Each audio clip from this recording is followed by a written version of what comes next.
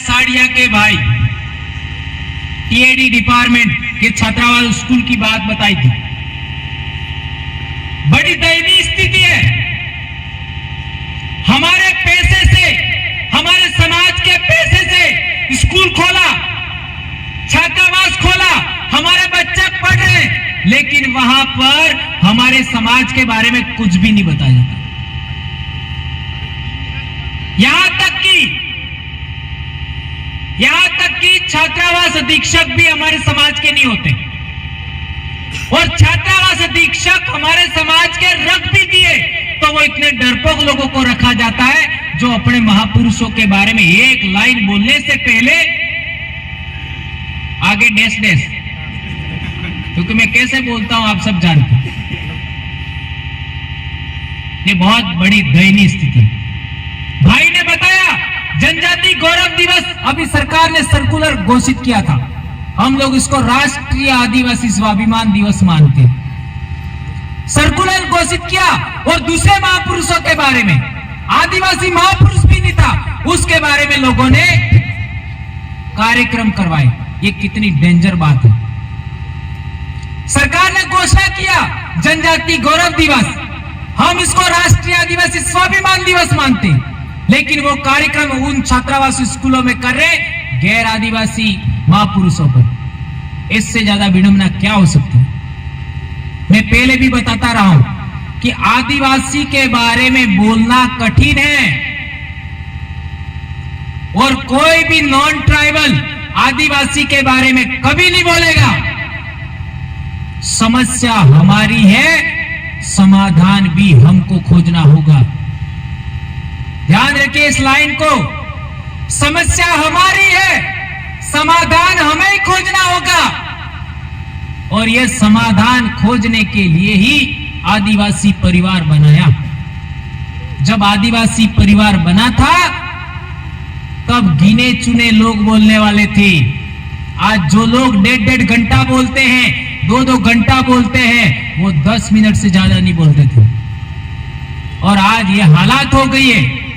पहले हमारा मंच नहीं था, हम लोगों को बोलने का अवसर नहीं दिया जाता था दूसरे लोगों के द्वारा। आज ये हालात हो गए हैं कि बोलने वालों की संख्या सैकड़ों हो गई है, टाइम कम पड़ रहा है। ये अभी आप लोग बैठे हैं, आपको अपने मन की बात कहने के लिए अवसर दिया जाए, कम से कम 5 दिन चाहिए। मैं सही कह रहा हूं? 5 दिन चाहिए। हम इतने बैठे वही, और अभी बहुत व्यस्तम टाइम है। अक्टूबर नवंबर खेती बाड़ी के लिए बहुत व्यस्तम टाइम होता है, और सर्दी के सीजन में सबसे ज्यादा लोग मरते हैं, मृत्यु भोज का भी समय होता है। अन्यथा आज यहां पर इससे डबल संख्या होती है। यह संख्या भी कोई कम नहीं है। किसी प्रांतीय अधिवेशन में इतनी संख्या मौजूद नहीं होगी, मैं गारंटी देता हूं। पहली बार इतना बड़ा काम हुआ है, और ये खेती बाड़ी का व्यस्तम टाइम नहीं होता। मारवाड़ी तैयार थकी थी, पर मार मम्मी अड़ना में समझावी नहीं सकता था कि आज हमारे शिक्षक अधिवेशन है, અને વહેલી કહી દીધું તમે તે ઘેર આવા હોકાઓ आवो फिर नहीं जो। ऐसा हम उनको ये कह नहीं सकते थे कि आज हमारा शिक्षक अधिवेशन है, समझा नहीं सकते थे। तो फिर मैंने उनको कहा कि आप घर पे रहो, हाड़ गाविया से बोलो, और मैं गारंटी देता हूं आप में से 99% लोगों का यही समस्या होगा, अन्यथा हमारी बहनें भी यहां होती। ये समस्या, हम खेती बाड़ी से जुड़े लोग हैं। तो मेरे भाइयों, आप लोगों को बहुत इंपॉर्टेंट बातें हमारे समाज के लिए जरूरी है। वो सबसे बड़ी बात, यदि आप लोग अपने समाज को बचाना चाहते हो तो पहला काम हमको करना चाहिए, जो मैं चाहता हूं वो ये काम है कि जुलाई से नवंबर तक हमारा एक भी बच्चा स्कूलिंग में पढ़ने वाला, स्कूल में पढ़ने वाला हमारा बच्चा, यानी पहली क्लास से 12वीं क्लास तक बच्चा पढ़ने वाला है, वो व्रत उपवास नहीं करना चाहिए। यह काम हमको करना चाहिए। क्यों?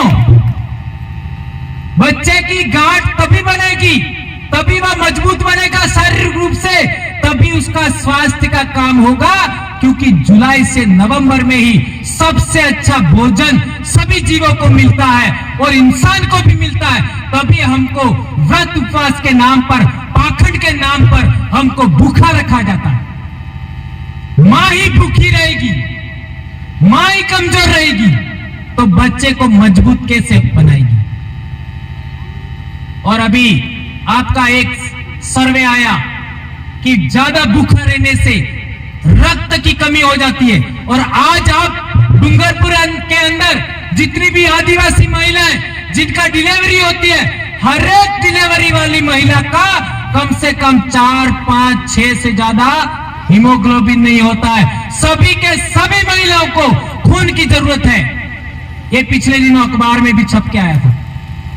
क्या मैं सही कह रहा हूं? इन समस्याओं से हमको बचने के लिए हमारे समाज का पोषण अच्छा होना चाहिए, अच्छा खान पान होना चाहिए। उसके लिए हमको बोलना चाहिए। शिक्षा के लिए बात हो गई, स्वास्थ्य के लिए बात हो गई, जैव विविधता की भी बात हो गई। एक बार और, इस साल हम लोग शैक्षिक टूर रखना चाहते हैं केरला को। शैक्षिक टूर केरला का। केरला है नहीं? ओके। आप में से कितने भाई तैयार? और एक कंडीशन है, एक कंडीशन है, गैर दंडनी हाथी से कटला तैयार हो। तुम्हारा छुट्टी क्या है?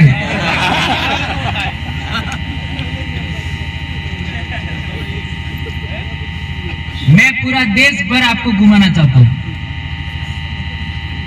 ताकि हम देखें कि केरला में किस तरीके से स्कूल चलते हैं, केरला में किस तरीके का स्वास्थ्य है लोगों का, केरला में किस तरीके का जैव विविधता, उसको हमें को देखना पड़ेगा।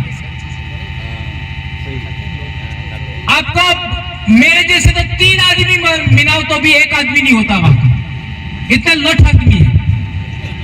खाते क्या है आप? यहाँ हमारे कई सारे साथी आए हुए हैं, मेरे साथी भी है, उनको भी पूछ सकते हैं, और साथी है। मैं हमारे साथ इस साल आए थे ट्रिप पर। सुरेंद्र जी को पूछो, सुरेंद्र जी कहाँ है? खड़े हो जाओ। क्या आपका सारा दिन, 15 दिन भी रहो तो पसीना नहीं आवे? इतना सुंदर इलाका है। इनको पूछिए कितना ऑर्गेनिक खेती होती है, कितने बेहतरीन मसाले मिलते हैं। ये सब भाई ने देखा। और खान पान के मामले में एक ही दिक्कत आएगी, भक्तों ने थोड़ी समस्या आ भी सके, क्योंकि वहां ऐसा ही होता है। यदि होटल में खाने जाओगे तो यहाँ पास में वही मिलेगा जो आप पसंद नहीं करते। इसके लिए हम खाने की भी व्यवस्था करेंगे, खाने का भी प्रबंध करेंगे, लेकिन घूमना है। क्योंकि जब तक आप घर में बैठे रहोगे, जब तक आप इस देश को नहीं देखोगे, साउथ इंडिया को नहीं देखोगे, आप खान पान को नहीं समझ सकते।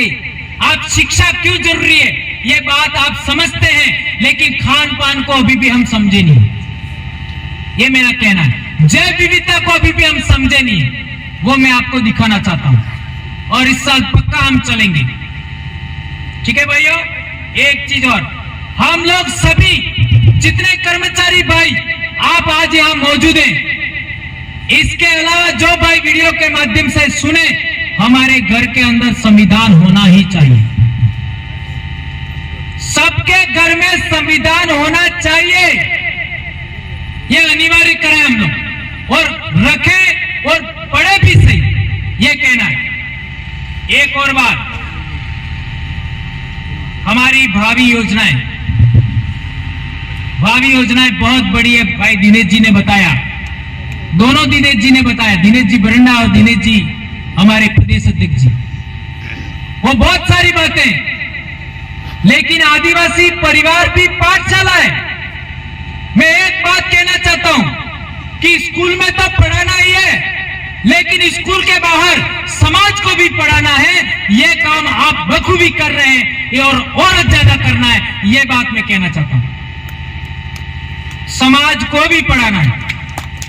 और मैं ये चाहता हूं कि हम लोग एक 5 बीघा जमीन अभी ले रहे हैं, और उस 5 बीघा जमीन पर हम लोग रहने की व्यवस्था कर रहे हैं। वहां खाना भी बनेगा, आप सो भी सकते हैं, मर्जी आए उतने प्रशिक्षण करेंगे, मर्जी आए उतने, जिसको जो बोलना है बोलो। इस तरीके का हम व्यवस्था कर रहे हैं।